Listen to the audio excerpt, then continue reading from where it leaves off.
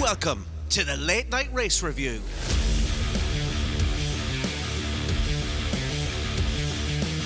Isidro joins the Bearman ball hugger brigade, but Dave is having none of it. It's yet another Red Bull scandal as Max comes from behind.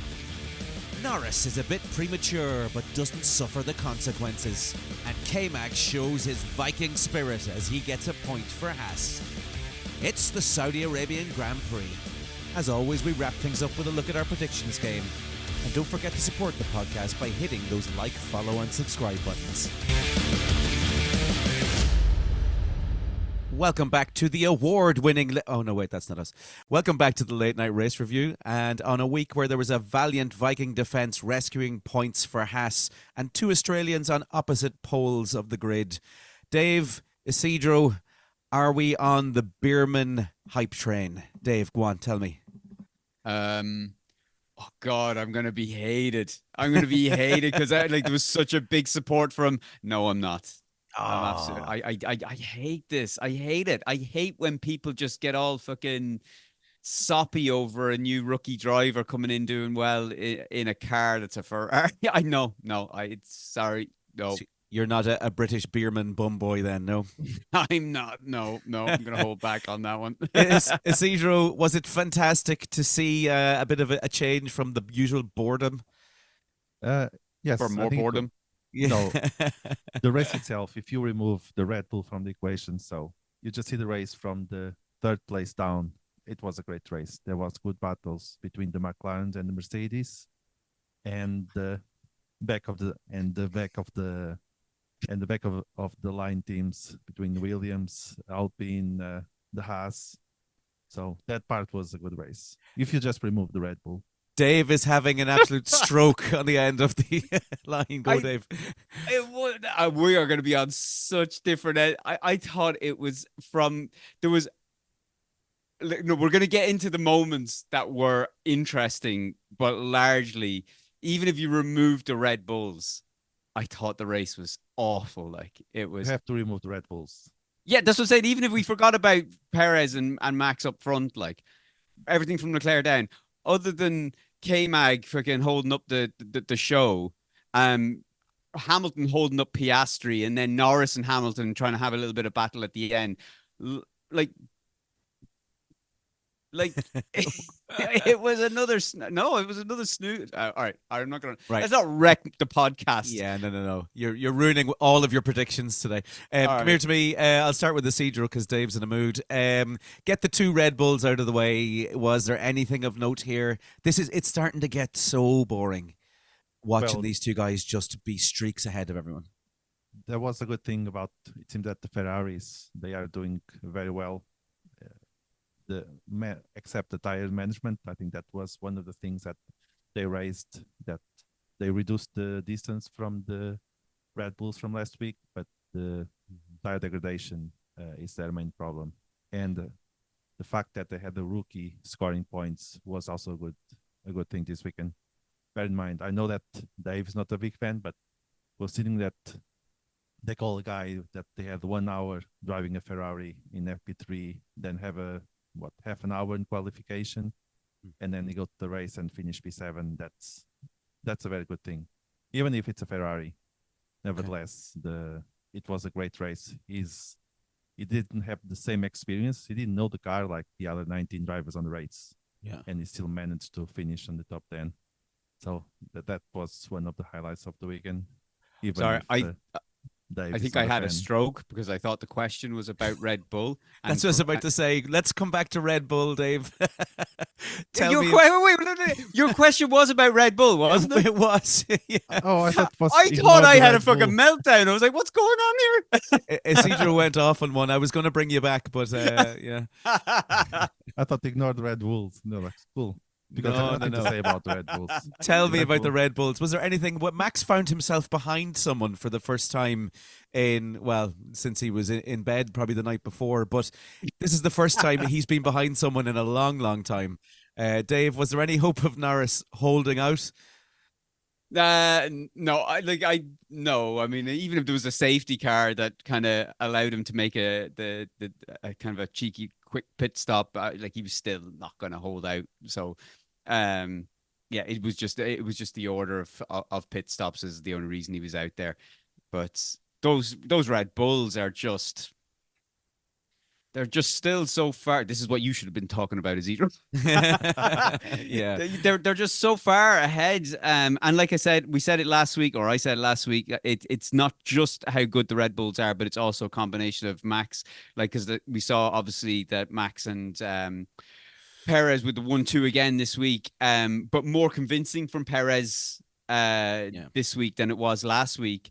But it still showed the gulf. I mean, I just have a quick look. What was the gap between? So it was 13 seconds between Max and Perez. So that gap, that 13 seconds is the difference, isn't the difference between two cars. That's the difference between two drivers.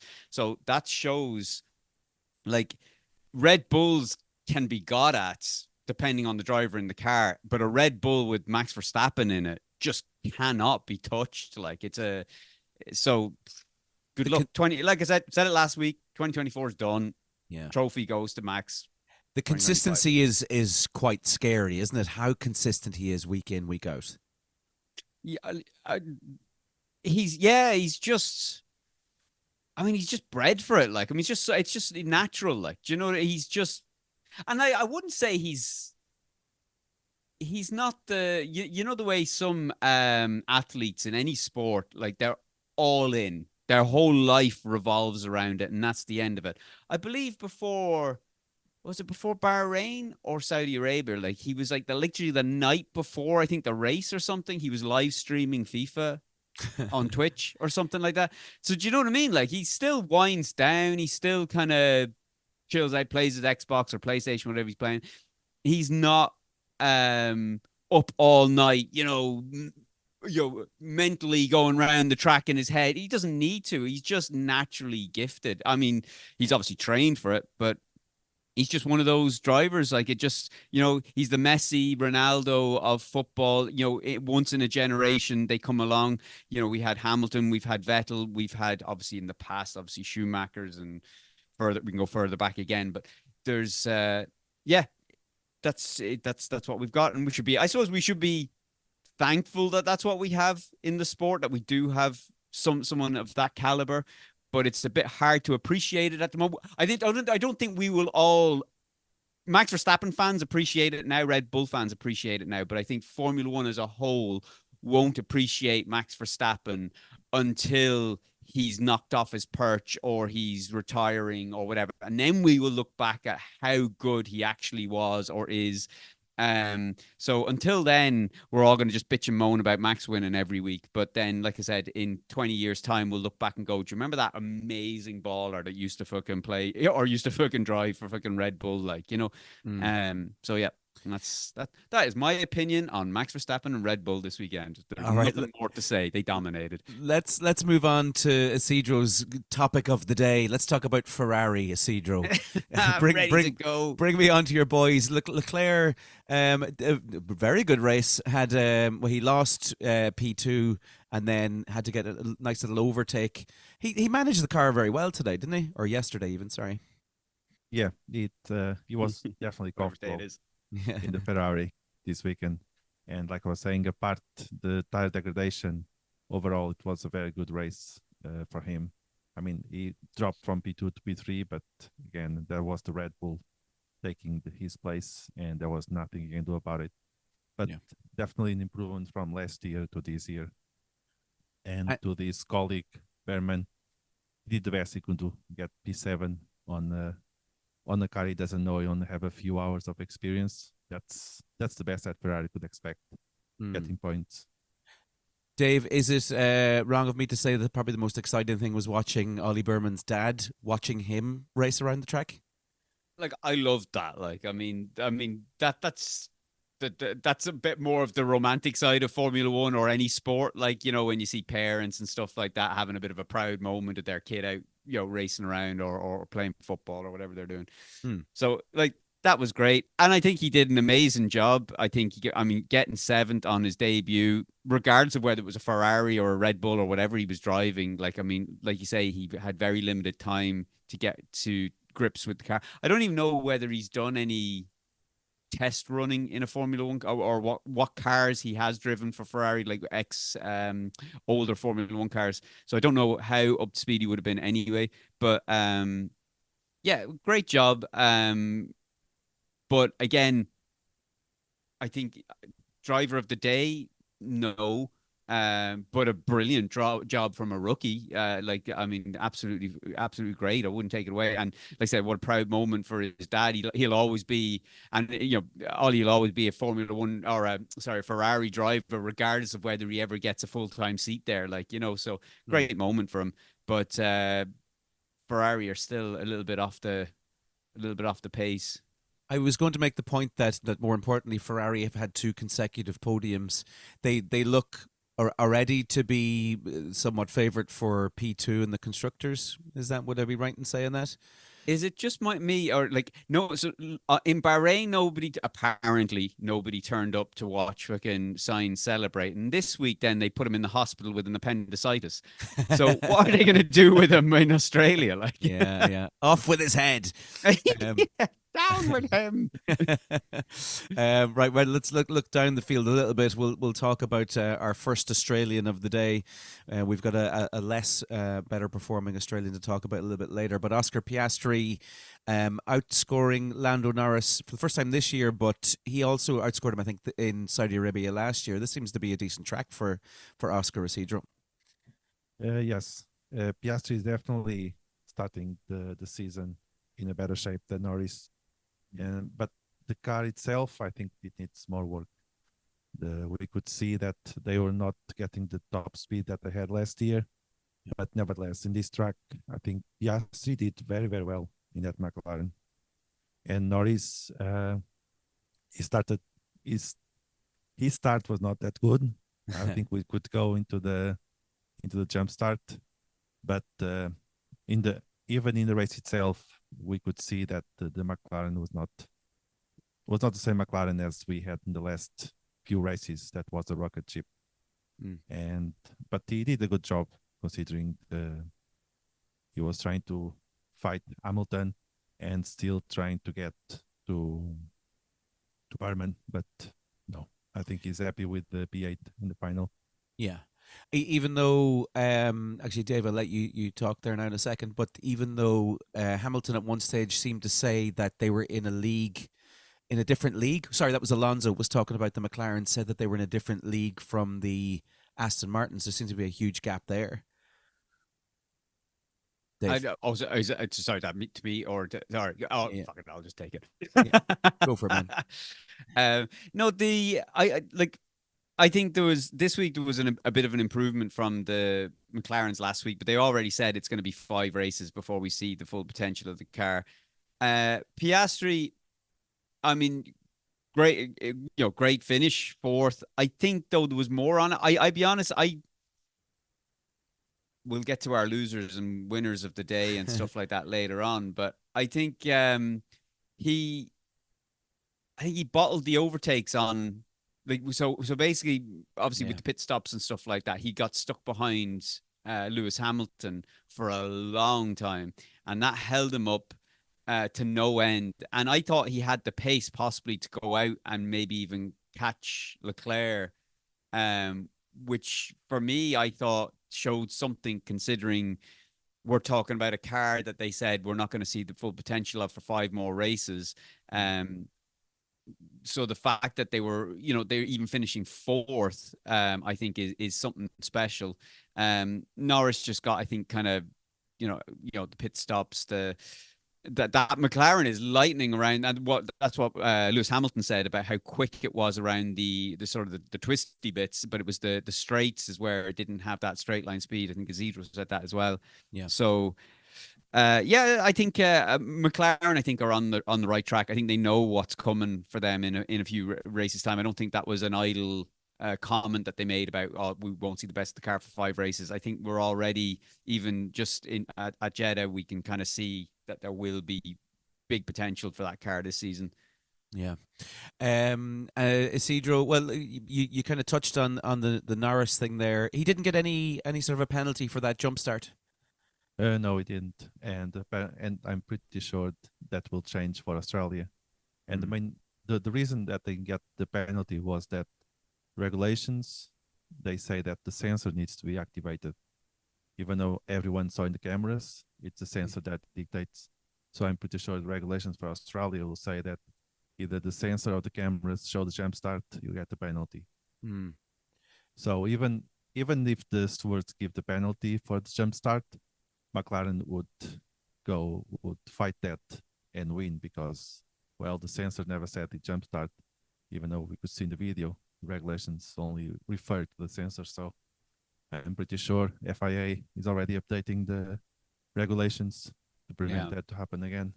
Cheeky little Norris won't get away with it again. So Fernando Alonso, then, as we were saying, it seemed to be missing that necessary firepower to keep him ahead of the McLarens. It just wasn't happening for him, and obviously a different tale for his teammate Lance Stroll. Texting while driving, I guess, is what was happening there. Yeah, Dave, run me through the Aston Martins. Not a great start to the season. No, they're but I mean they're inconsistent anyway. I mean, like last season, how well they started, then they made those upgrades. They tanked. Then when they removed the upgrades, they were already too far behind everybody else. This season they kind of went a slight different in the direction that they went with the concept. So I don't know. I would still slot them into the same camp as McLaren. I think we're not going to see the best out of them until maybe 5 races in or something. And to me, this is a bit of a shit show because I don't want to see the season start and not see the best of a team until halfway or a quarter or whatever way through the season. I mean, like already we've seen 2 races, nothing really dramatically different from last season, other than the promise that, okay, in 5 races time or 4 races time for some teams, we're going to improve and we're going to see different things. But I mean, why not? Like, this is about extending the calendar and stuff like that. I mean, I'd rather see a shorter calendar, longer development window, and lock them in like that. That you have to basically try and force them to be turning up on day 1 with an all guns blazing car, and not this bullshit of, oh yeah, we expect to do bad for the first 5 races. Oh God, like as a fan, that's just like, thanks. Yeah. Delighted. What attributes to that, turning up on day 1 not being ready? Why does this happen? I guess it's probably goes down to development budget. It could come down to wind tunnel time. It could come down to, I don't know. I mean, maybe they didn't get as much of a head start on this season, and maybe they worked hard towards, because they improved so much towards the end of, after Silverstone last season, and gradually improved as the season went on. There may be a case for them, kind of taking their eye off the ball for the 2024 season, and didn't get as much of a jump start on that development as they needed to. I don't know. There could be a million factors that people more intelligent than I would know, but it definitely something has to change. We can't just go through season after season where guys are turning up and saying, oh, it's a car in development. It's almost like you're turning up with a concept car. And then by the end of the season, we're going to actually see what the real car is capable of. And then the season's over, and now we're back into the development again. And they turn up at the start of the season with a foundation concept car that we then just, the cycle just starts again. We always had development throughout a season, and I agree with that. It's always important, but I think maybe it should be done. It should be more enforced in blocks, that you have to be delivering your guns blazing car at the start of the season, and then maybe 7 races in or whatever, you are allowed to bring the next batch of upgrades, and then and so like, not trickle feet. It just ruins it. Like, I'm watching F1 at the moment, and like I'm watching F1 fucking 35 years or whatever, and this is just becoming an absolute bore. Like, and I know that's not what people want to hear on a podcast, but what can I say? Like, it is what it is. Like, and if anyone thinks differently, I mean, they're either new to the sport, which is great, great to have people new to the sport, and this is all they know. But for those who are older and have watched Formula One over the years, they will know that this is not as exciting as Formula One gets, and this is a bit of a bore. Like, yeah, you'd hope that something has to give, because for the likes of the long staying fans, they will stick around. But my God, they're going to complain until 2026 comes. But then again, 2026 comes, and so we thought this hybrid era, I mean, it ended up getting dominant. It's just, I would like to think 2026 is going to come around and things will change, but we know there's going to be there's going to be a team that's going to dominate, and then everyone else is catching. And I don't know quite why that is, why it always tends to be one team dominating in the last sort of 20 years, would you say it is, where you had the Red Bull starting to you had Ferrari obviously dominating originally, then McLaren's, you had Red Bulls, and then Mercedes, and then Red Bulls again. So something has to be done to figure out and prevent this from happening, and have a proper racing series. Like, yeah, or else we're going to all start turning to bike racing. Exactly. Let's get through the rest of the grid here. Mercedes, Hamilton defending very well. Nice to see him defending his spot, and also it'll be nice to see him in a car that can actually perform. It'd be interesting on yesterday's performance to actually see him in a Ferrari, Dave, next year. I can't. That's the only thing that's exciting at the moment, isn't it? Like, I mean, I can't wait, and that's not even this season. Yeah, I can't wait to see Lewis in a Ferrari next year. Yeah, really can't. It's really going to be great. Sergio, take me through George Russell's day, nice and quick. Nothing, again, just kind of blandly, like his face, blandly kind of working his way through the race, and ended up in 6th. Yeah, I think Russell. I only saw Russell at the starting grid when he was snitching about Norris jump starting. Yeah, and after that, he kind of disappeared. Yeah, just did a quiet race. Start 7, finish 6. That was much it. Nothing else. Bland. And what has led to this, I think, is the intro to the F1 on Sky. He's got rid of the pose where he has the two hands out, and he's gone with some boring blando pose. So I think that's led to him going to have a really boring blando season. Like his Does face. anyone think Mercedes are going to improve this season? No, I don't think so. I think they do it on purpose, just to annoy Lewis. Yeah. Okay. Let's sum up the rest of the grid. There was a bit of interest around Kevin Magnussen, who got a 10-second penalty, but kind of getting Nico Hülkenberg into the points, Dave.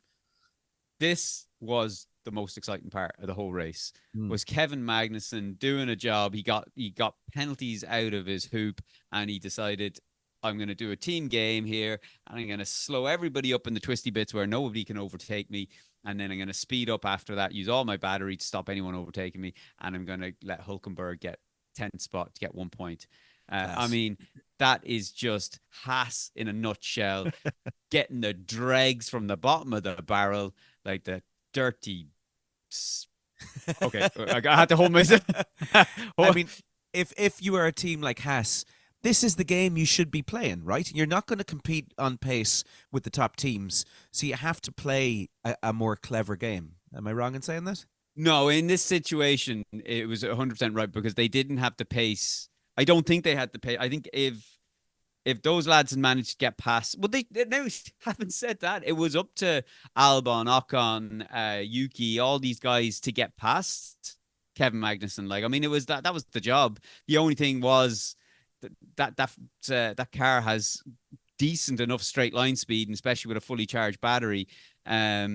So yeah, I just think they played the job well. Like, I mean, that's what else are you going to do? Like, if that was how you were going to score points, then that's what you do. It's like a football team parking the bus. Like, if that's how you're going to get a point out of a game, then that's how you do it. So I can't stand Haas, but they played that one. They played a blinder there, and yeah, that was the most exciting part because the racing then that happened behind them, behind Kevin Magnussen, was a bit interesting. Like there was a little bit of back and forward with Yuki and Ocon and Albon and stuff like that. So there was a little bit of excitement there.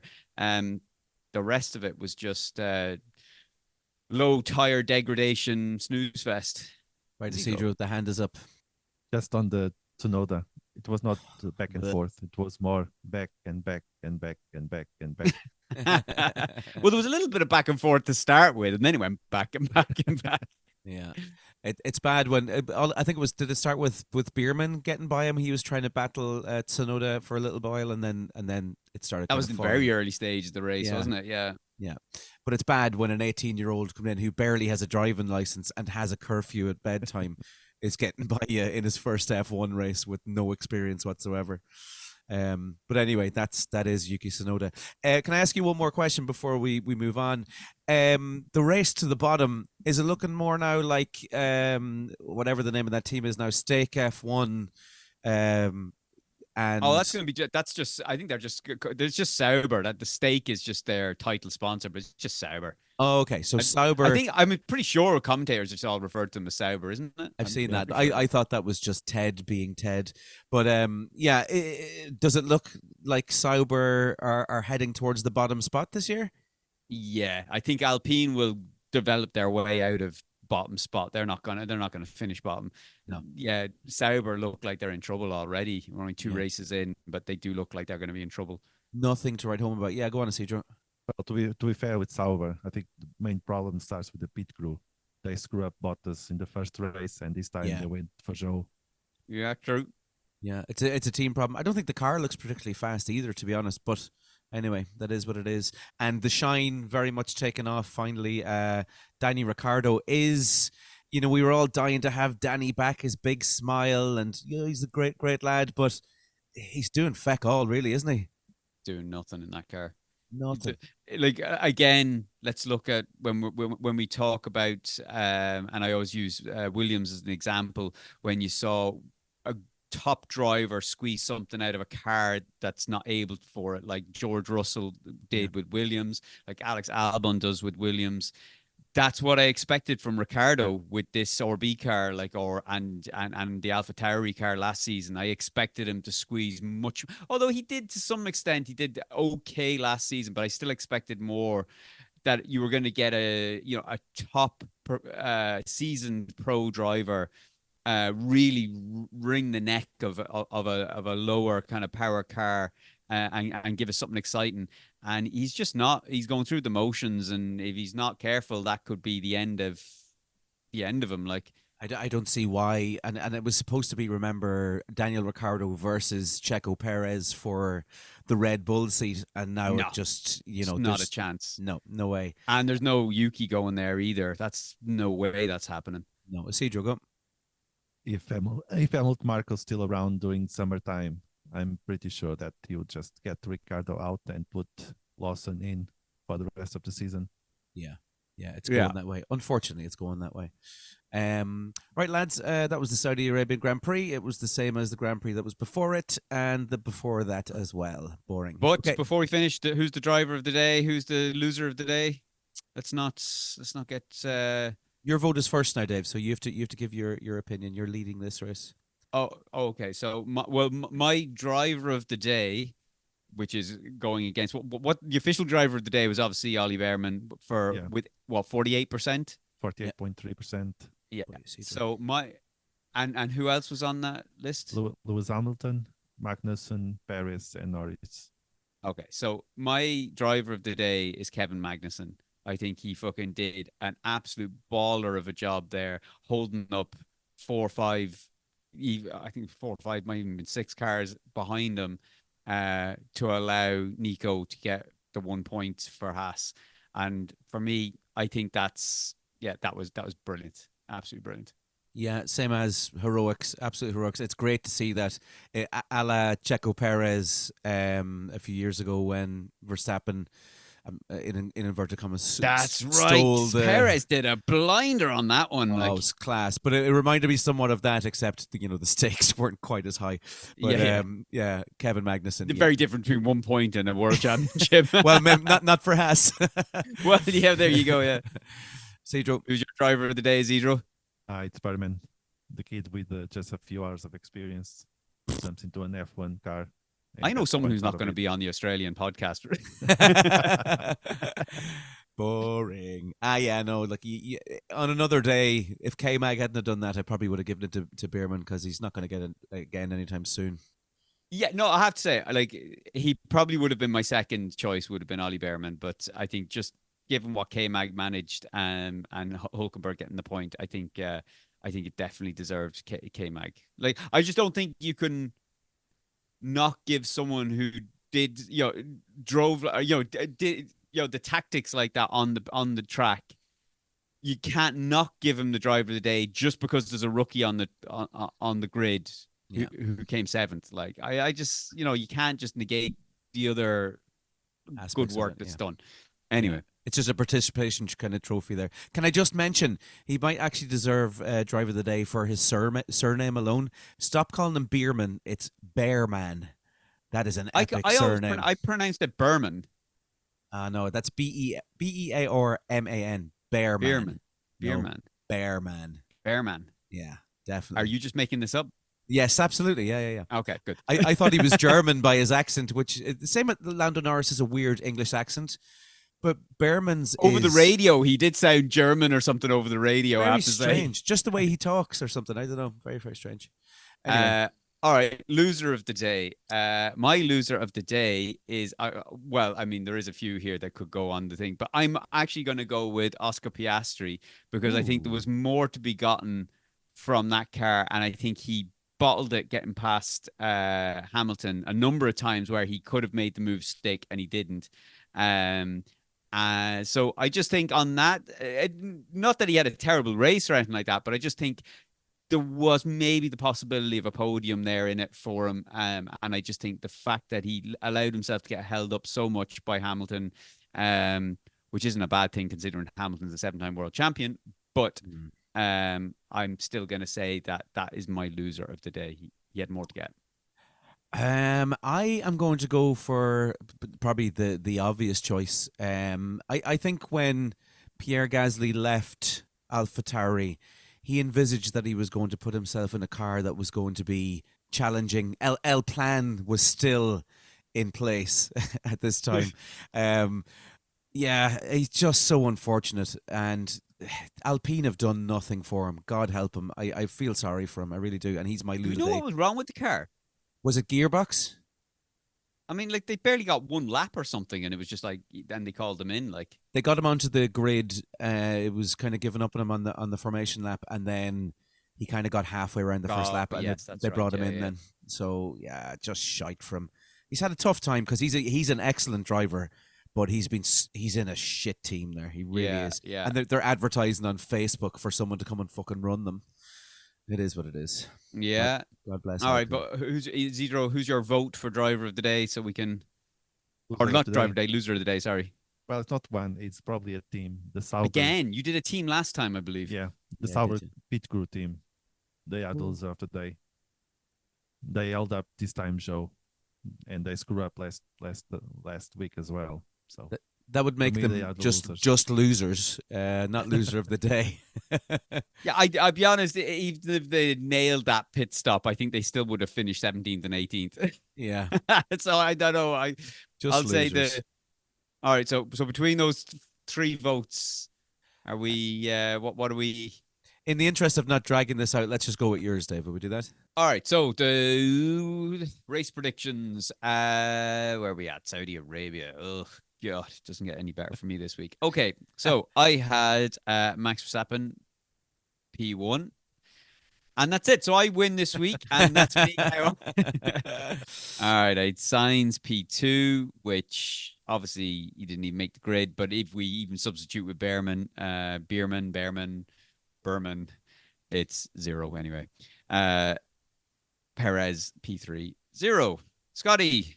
Okay, so I went for Max P1, Perez P2, Sainz P3. Again, I'm not going to substitute Sainz for Bearman, it doesn't matter, but I got 2 points, Max and Perez. Okay, and a 0. I got Scotty, Max first, Perez second, and Sainz third place. Well, already I am losing. Copy My flop for this week was another. I went big air. I went with Leclerc DNF, and I don't think anybody's going to DNF really that I want them to. So, like, always vote against me, and you'll do well. Yeah, which I did, and there was conversation about the crash or the crash, yeah. and I was leaning towards crash, but I didn't say it. I just went for a DNF. So Lance Stroll, thank you for being on Tinder or whatever you're doing. Now, before we move on to Isidro, let's clip back to last week when Isidro was fucking saying about remember when he was calling his loser and flop of the day, and he just nudged one driver up and one driver down? Yeah. So, Isidro, feel free to start calling out. Outside top 10. Goose egg. Yeah. Hilarious. And don't worry, Isidro. Give us about 30 seconds and we're going to be rubbing this in your face again. So my surprise was Albon top 10, finished 11th. Hard luck, Albon. I think Magnussen fucked him up on that one. So 0.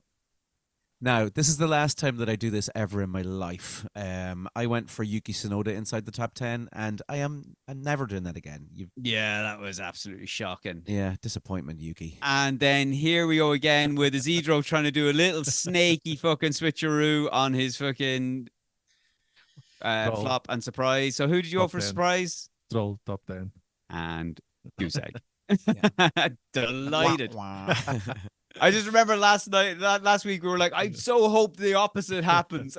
And that's exactly what happened. Hilarious.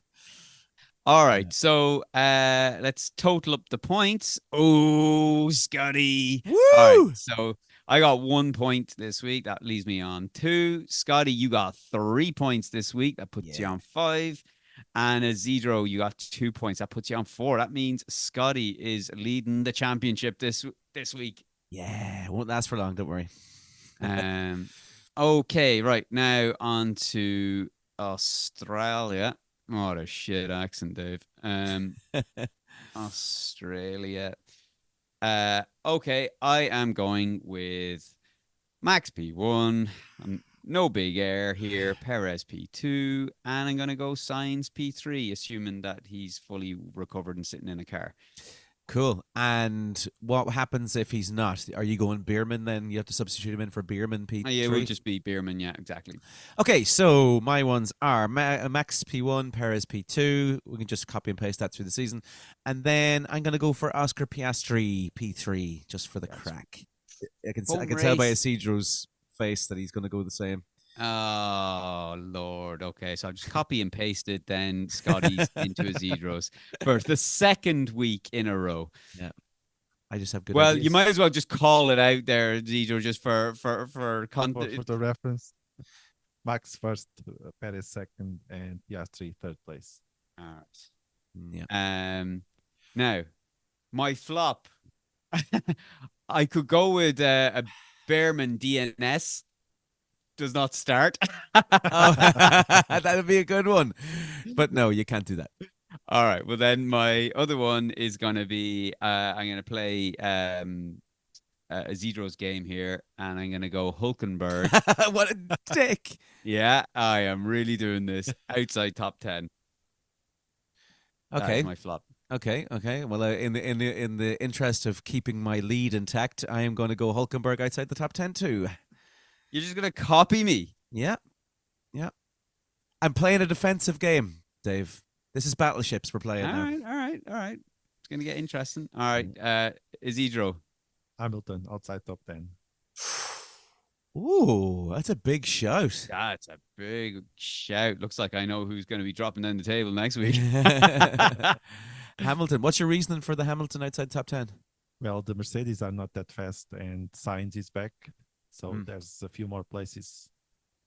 So I see Hamilton dropping. Hamilton finished what this weekend? 8, 9? I think, was it? 9? 9. So Yeah, it's within the realms of possibility. Yeah.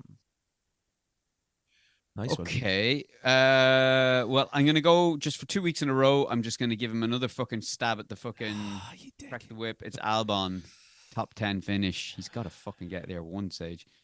Okay, I am going to go for Esteban Ocon, top 10 finish. Ooh, in that fucking tank. Yeah, I'm going to take a little punt on it, I think. Isidro. Do you know what I say? We can do any other thing as a surprise. It doesn't have to be like inside, outside, top 10. Like you could do like fucking Ferrari do a fucking 20-second pit stop, or it could be anything. Can be the surprise. Like it doesn't actually have to be a fucking result. Like But it's yeah, Ocon inside top 10. Oh, what a dick. What are you going with? Ocon inside top 10.